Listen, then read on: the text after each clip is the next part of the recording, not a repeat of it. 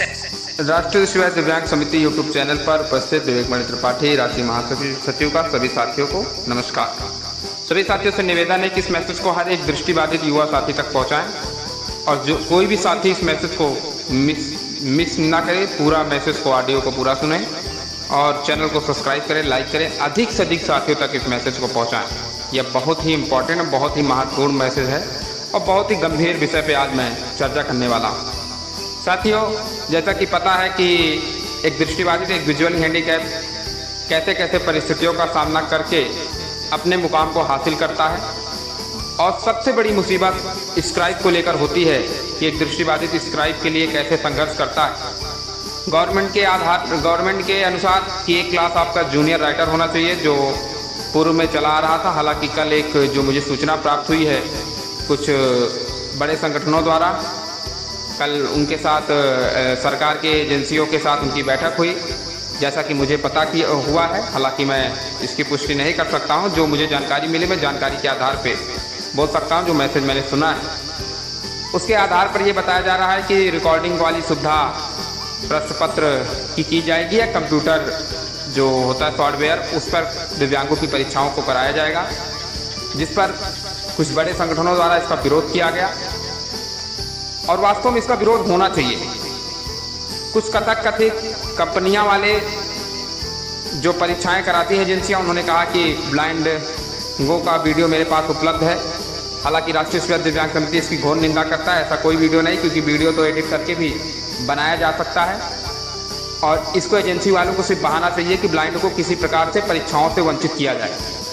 और सरकार को ये बहाना चाहिए, क्योंकि सरकार भी ये नहीं चाहती है कि दिव्यांगजन अपने आसीन पद पर बैठें और उनको इन सुविधाओं का लाभ मिले। राष्ट्रीय शिवाय दिव्यांग समिति इसकी घोर निंदा करते हुए और उत्तर प्रदेश में नहीं, पूरे देश में आने वाले समय में यदि हमारी बात को नहीं सुना गया, और मैं फिर से कहता हूं, बड़े बड़े संगठनों से सभी लोग सामने आए और इस निर्णय का, चाहे रिकॉर्डिंग वॉइस हो, चाहे वह कंप्यूटर बेस्ड परीक्षाएं कराने की बात हो, उस चीज़ का हम सबको मिल के विरोध करना है।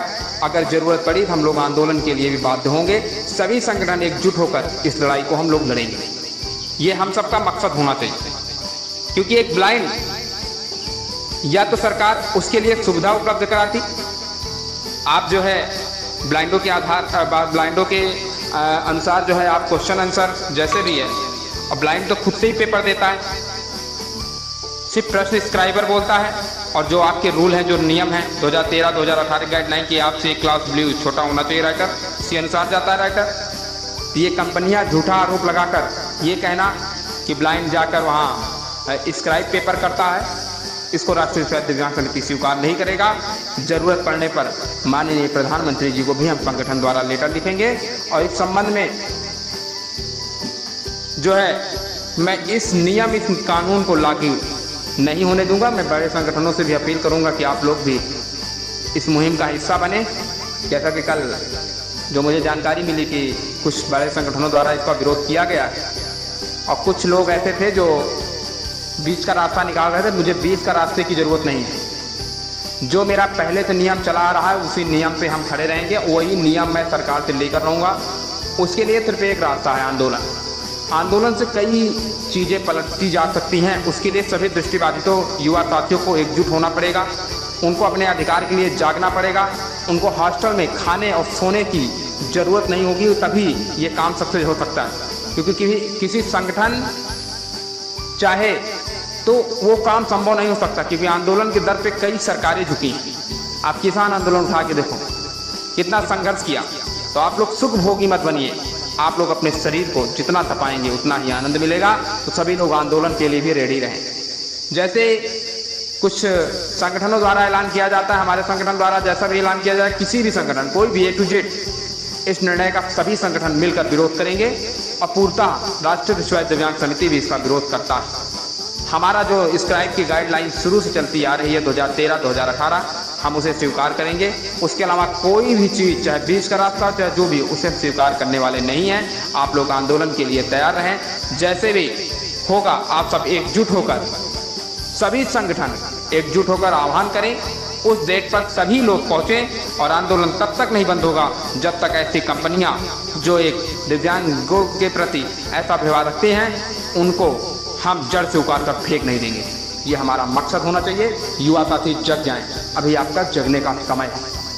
उसके साथ ही साथ एक बिहार का मैटर आया हुआ है कि बिहार में जो नियुक्तियाँ हुई हैं शिक्षा विभाग में, वहाँ पे दिव्यांग को उनके मुताबिक जो है जो rule is the rule 5 kilometre दूरी पर दिव्यांग की नियुक्ति होना चाहिए यदि वहाँ का निवासी है। तो अगर अदर स्टेट का निवासी है तो उसको भी उसके राज्य से आसपास ज़िले में ही दिया जाता है, वो भी उनके अनुसार सुविधाजनक, जहाँ पे दिव्यांग को किसी भी परिस्थितियों का सामना, कठिनाइयों का न करना पड़े।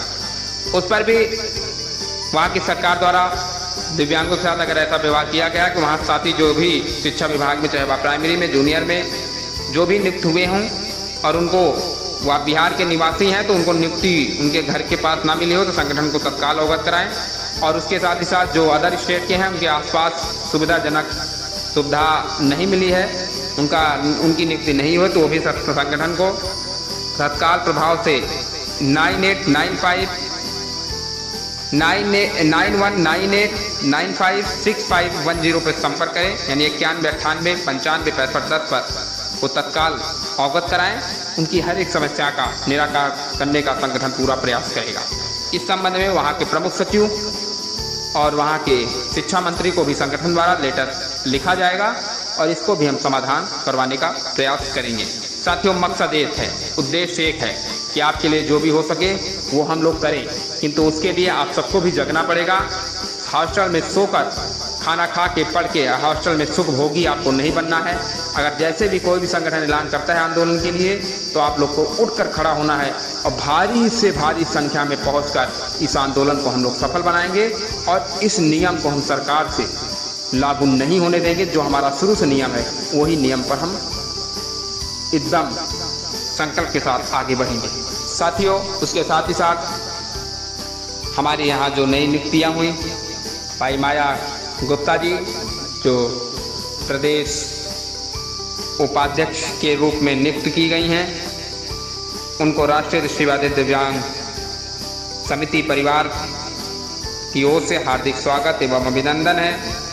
और मुझे उम्मीद ही नहीं, पूर्ण विश्वास है कि आप संगठन के दिए गए जिम्मेदारियों को बखूबी निभाने का काम करेंगी और दिव्यांगजनों के लिए यूं ही आगे लड़ती रहेंगी। ये ऐसा मुझे विश्वास, ऐसा मुझे प्रतीत है। आप सभी साथियों को बहुत बहुत धन्यवाद, बहुत बहुत साधुवाद और इस मैसेज को हर एक दृष्टिबाधित युवा साथी तक पहुंचाएं। यह आप सबकी प्रथम जिम्मेदारी है। जय हिंद, जय भारत।